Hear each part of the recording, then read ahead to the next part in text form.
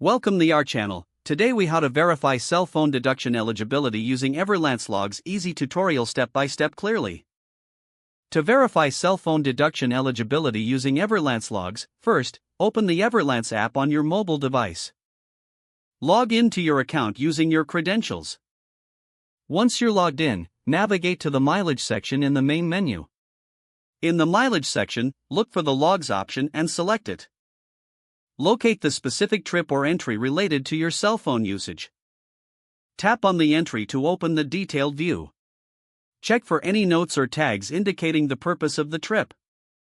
Next, determine if the trip was made for business purposes.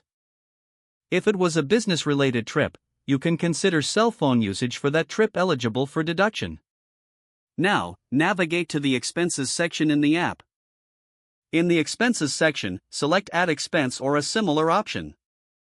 Choose Cell Phone as the category for the new expense entry.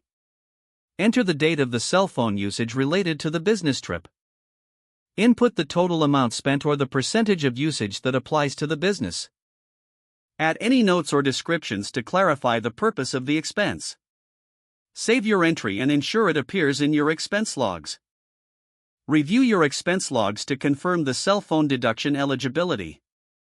Finally, generate a report to summarize your business-related expenses, including cell phone deductions. This report can be used for tax purposes or financial planning.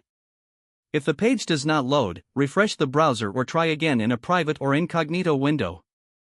Make sure you are using the correct email address, then retype it carefully to avoid small typos. If your password is not accepted, use the reset option and create a new strong password you can remember. Check your spam folder for verification or security emails, then complete any requested confirmation steps. Enable two-factor authentication if available to improve account security and reduce unauthorized access risk. After signing in, review your profile details so your contact information and settings are accurate and current.